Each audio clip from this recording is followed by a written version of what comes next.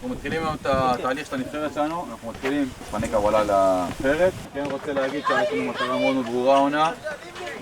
קודם כל להפיל לאליפות הארצית, לקחת את האזורית, ולהגיע כמה שיותר רחוק באמת באליפות הארצית.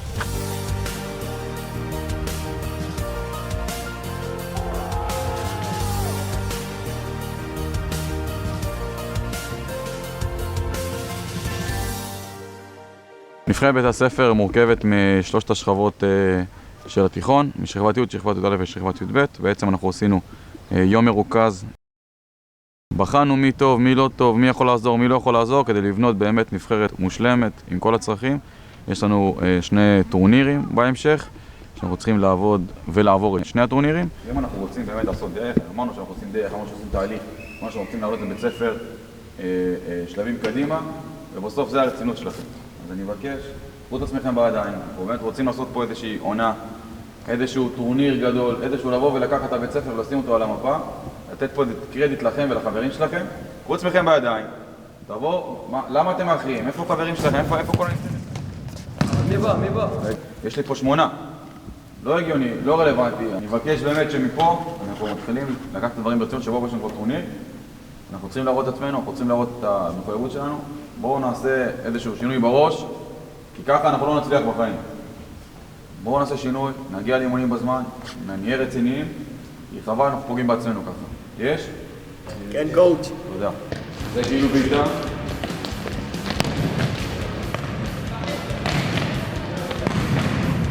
המשמעות של נבחרת בית הספר מבחינתי היא לקחת את התלמידים המצוינים בתחום שלהם ולהעצים אותם כמה שיותר, היא לייצג את בית הספר בכבוד, להראות את הפנים של בית הספר וכמובן לקדם את בית הספר ברמה הספורטיבית, ברמה ההישגית ולהציג את בית הספר, תיכון בית אליעזר על המפה. מצוין, אני בא אליך. עשו קילוף שם. תן לי!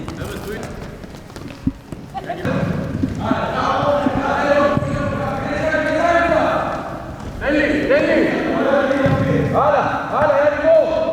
אנחנו מתמודדים עם מורכבות קלה בנבחרת, שבעצם אנחנו עוברים משיעורי חינוך גופני לאימונים של הנבחרת. ואותם תלמידים שבעצם אני פוגש אותם ורואה אותם במסגרת חינוכית, במסגרת של שיעור, שהיא אווירה קצת יותר קלילה, כי זה לא משהו הישגי, אלא זה יותר חינוך לפעילות גופנית. ואנחנו עוברים ממצב כזה למצב של מעבר לאימון נבחרת ואימון מקצועי, שהם מחויבים וצריכים רמת משמעת הרבה יותר חדה, הרבה יותר גבוהה, בשביל להצליח ובשביל להיות באמת מושמעים וקשובים באימון. מתחילים את המסע שלנו בעצם, כנבחרת בית ספר, טורניר ראשון, טורניר של קאט רגל, טורניר פוצה. ולהציג את המשחק, אין פה יותר מדי משהו שהוא מסובך. יש? יש! נראה לי שרק איתם המובן, יש? יש! מה אתם יודעים?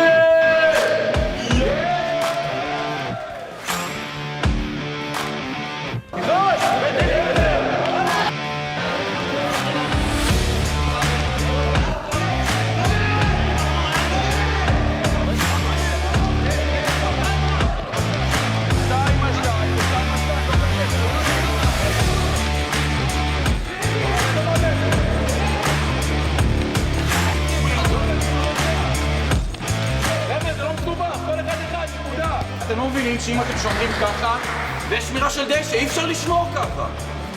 בוא, חזיזה, אם אתם לא תהיו, עמוד שפנים לשם, אם אתם לא תהיו ככה, שהוא ירגיש אתכם, זה לא שמירה. אתם צמודים, כל דבר כזה, זה גול. זה גול! יאללה!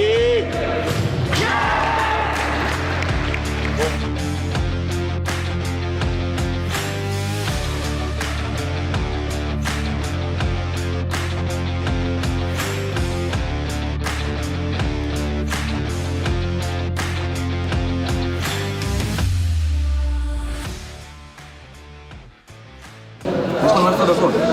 10 דקות, זהו, אני כל פעם אומר לכם, הזדמנות אחרונה, 10 דקות אחרונות, זהו, נגמר המשחק. אל תעלו שלב, אבל תצאו את המשחק. תצאו את המשחק הזה, זה לא קשה. לא קשה, עבדנו בדיוק מה צריך לנצח את המשחק הזה. בדיוק מה שהביא לנו את ה-4-0 בהתחלה, צריך לנצח את המשחק הזה. יאללה, לא תצטרך.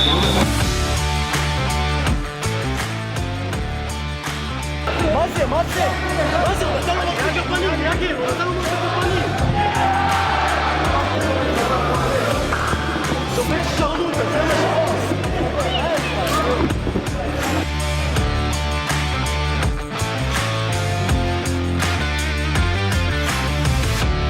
אני לא אנקוב בשמות כי זה לשון הרע, אבל במהלך המשחק, אחד השחקנים של בני מיעוטים דחף את השחקן שלנו על הרצפה, והשחקן שלנו קם והתחיל לכדרר אותו, וכתוצאה מכך הוא קיבל אדום. ונשארנו ב3 שחקנים. איך אתם מתמודדים עם ההפסד? אכזבה גדולה, אנחנו מרגישים באסה, המאמן זעם עלינו, אבל אין מה לעשות, עוד שבועיים טורניר דשא, רואים אותם בראש. אז תריבו, עכשיו תן לו, מה עשית בזה? עכשיו תרביץ! מה עשית בזה? כולם שרמוטו של הערבים מסורת! די כבר, די כבר, שעות בעצמך. זה כבר ספורטאי, די! מגיל 0 אתה בכדורגל, ככה אתה מתנהל.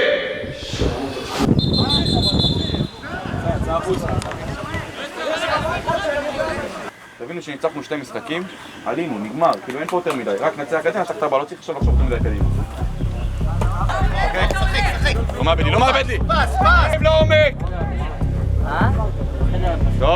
טוב, השתם, עוד! איך אורל עם 2 שמה? איזה מזל! סתם, אתם לא יורדים, תראו מה קורה לי!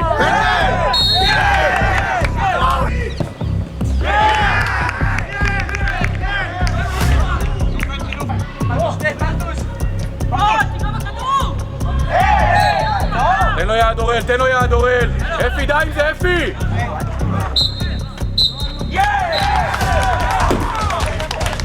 למה כל הזמן הטעויות האלה? למה? למה? סרב בקרס, למה?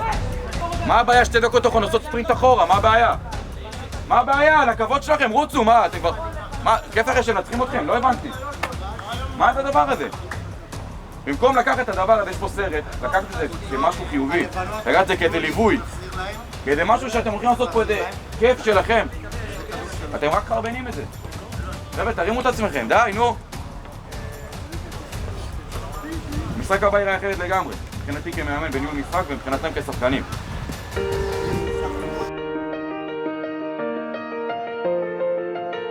הניצחון במשחק השני, קודם כל כל הכבוד לכם, אבל כמו שאמרתי זה לא מספיק, זה לא עזר יותר מדי.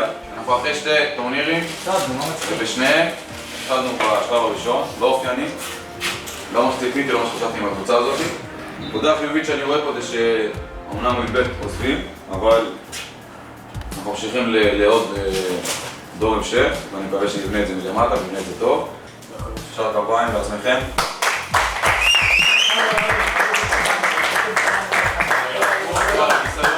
ועל זה שעליתם ולא ויתרתם לעצמכם, לפחות היום, בניגוד לפוטסל, איך לנצח במשחק השני ולא להפסיד.